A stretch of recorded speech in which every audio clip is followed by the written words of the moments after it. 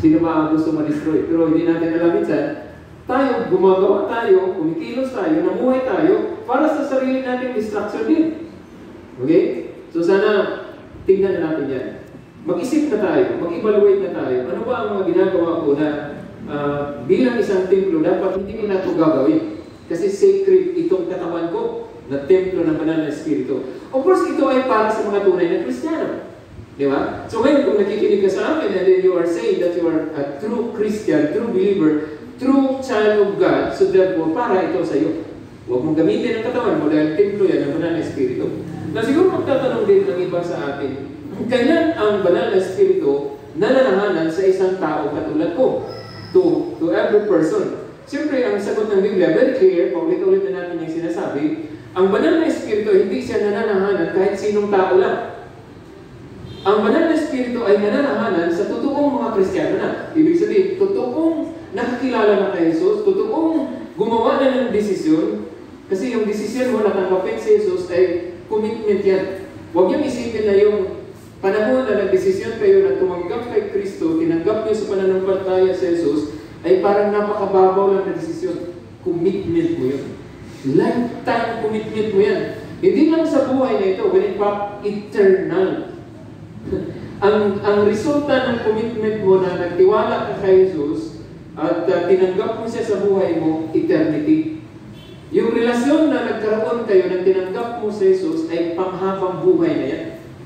Nang tinanggap ng mga asawa ang husband nila, dito lang yan sa lupa.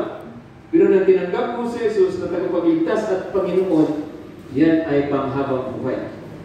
Okay? So, ngayon, tingnan naman natin ang napaka-importanting bagay. John chapter 14, 16 to 17, kanina, the Holy Spirit was given in the absence of Jesus. Kasi si binanggit ni Jesus yan, bago siya nag-ascend to heaven, bago siya nagtayang sa langit. So, physically, wala na si Jesus sa lupa, pero of course, spiritually, nandiyan pa rin siya. Pero ang kahalili niya ay ang banal na Espiritu. Sabi niya, I will ask the Father and He will give you another of the same kind. So, ang banal na Espiritu ngayon, siya yung nangangasiwa. Siya ang kasama natin. Mahigit pa sa ginawa ni Jesus kasi noong si Jesus ay nandito sa lupa, physically, pag nandito siya, kasama niya ang 12 disciples, wala siya doon. Pero sa ngayon, ang banal na Espiritu, kahit saan ang believer, nandoon din ang kanyang presence. Bakit? Kasi sabi ni Jesus, and He will be with you forever. Of course, plural itong you dyan na ginagamit. Pero and He will be in you. Ibig sabihin to every believer, He is in the believer's life. In you. Dili ila, in you yun. In you ang yun, ang banal na Espiritu. Pag totoo kang Kristiyano, nasa sa imo. So sa kasama mo ato, kauban ni mo siya. Dili kinanglan nga magpalunli-lunli ka. Diba minsan yung may mga tao na lunli kayo ko, o di ba kayo mga binata o dalaga, lonely. Kanta sila. So nakita, nagpalumog-lumog, so naday, nag-apply kay lonely man. Diba? Pero sabihin ko sa inyo, pag isang malungkot, naghahanap siya ng partner na isang malungkotin din. So lungkot plus lungkot equals lungkot na lungkot. So ang Ginoo di mong kalipay na sa Ginoo, wala sa somebody else. Kaya usahay, mangita na lang o maminyuan kay isa nga mingaw naman, murag hindi naman maminyo na lang po. O murag ingana na lang ang ilang muna. So pag minyo nila, o sabi, wala ko na malipayon di abi nila ang maminyo, malipayon. Di ba? Na dahil sa kalibutan, wala tinuod na kalipay, gawas kong naaka sa Ginoo. Usahay, bisag na mga sirkumstansya, sitwasyon nga murag grabe kaayo ang sitwasyon, pero ang imong kalipay nasa sulod, dili matanggal. Kaya nga naman, bumag na sa Espiritu Santo. Isa may pwede mo tanggal na sa imo. Diba? Sige po. Ituloy natin. So, therefore, anong nangyari dito?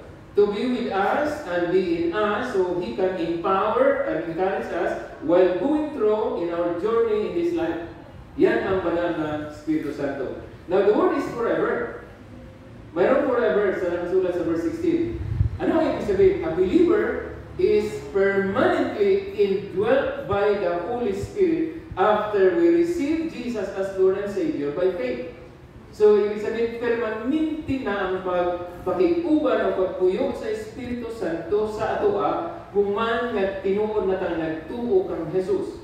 Human nga tinuod na kang nahimong anak sa Diyos. Ganyan pa kung saan ito ingon sa Galatians 4:6 na kanina, aron pagpamatuod nga kamo mga anak sa Diyos, gipadala sa Dios ang Espiritu sa iyang anak diha sa inyong kasing-kasing. So isip kung buti na kung wala ang Espiritu sa Dios sa sulod sa atong kasing-kasing, dili ka tinuod nga anak sa Dios. Nakasulat din sa, of course, no? Nakasulat din sa Romans chapter 5 ay chapter 8, no? 15 to 16. Kining imong Espiritu, gigibusa sa atong Espiritu. Kunya, mauni siya magpamatukod sa sulod nato. Binibigyan niya tayo ng assurance na tayo ng anak ng Diyos. Siguro, kung mag-question ng uban sa imo, tinuod ba anak mo sa Diyos? So, wala pa sila kailan sa imo. Pero ang sagot mo, kasi kung ang Espiritu Santo ay nasa puso mo, nasa loob mo, siya ang patunay, siya ang nakahatag sa imo assurance, anak ka sa Diyos. So, with confidence, sasabihin mo sa kanya, yes, I am. So, tapos magtatanong sila, bakit? Minsan, ang sagot natin, kasi tinanggap ko na si Jesus. Of course, tama naman yan. Pero, tinanggap na natin si Jesus, tapos pinatunayan ng Espiritu Santo sa loob ng ating mga buhay, sa ating puso, na ako ay anak ng Diyos. Bisan ang uban mag-question mark, ang uban hindi mo tuko, of course na ikanta. I-remember ko, isang awit sabi ng kanta, kung nagduda ka nga, isa daw? Ngaluwas ako. Kung nagduda ka, ngaluwas ako, kan-awang ginabuhi ko, ibang ko sa Ginoo, ibang ko. Okay? So masaya, question sa uban, sila kayo balo sa iyong personal commitment to the Lord, ang imong kinabuhi. Kung nakita nila ang tinuod nga transformation, ang newness of life, makasigurado sila na anak ko sa Diyos. Pero kung dili ganing isang kadadlaw ngayon nga anak ko sa Diyos, masurusuri mo kanina, nakatrumpak ka, Kristiyanos ko, anak ko sa Diyos. Dili na siya mag-matter. Kasi ingon sa Biblia, ang magpadayon sa pagpakasala, anak sa yawa. You see that?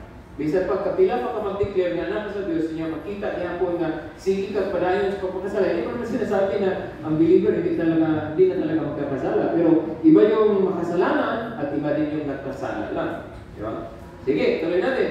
So forever ka na naging tahanan ngayon ng Espiritu Santo, kasama mo siya, and His presence in your life is the evidence and the clearest sign that you belong to God.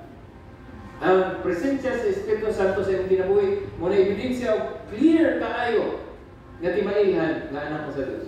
Kasi sabi na ng Romans chapter 8 verse 9, katong walay Espiritu ni Kristo, dili iya ni Kristo. So karon pumuntahan ko sa imo personally. Huwag mo kausapin mo na katabi mo. Mayroon ba patunay sa loob mo na ikaw ay anak ng Diyos? Aware ka na ba sa